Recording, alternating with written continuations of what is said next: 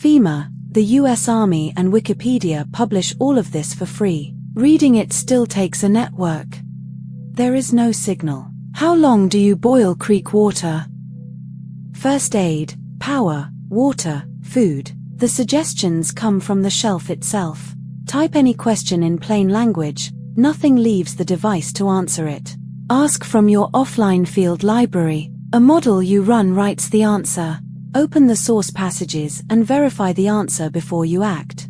On first launch, the library is empty, and the panel says so plainly. Copy reference documents into the source's volume. Ingestion indexes them. The whole shelf stays browsable offline, on hardware you own. The network is gone and nothing changes. The encyclopedia is on the box too.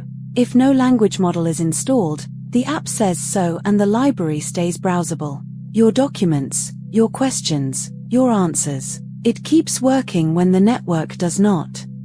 Build your offline field library with just in case at ci.computer/JIC uncloud your life.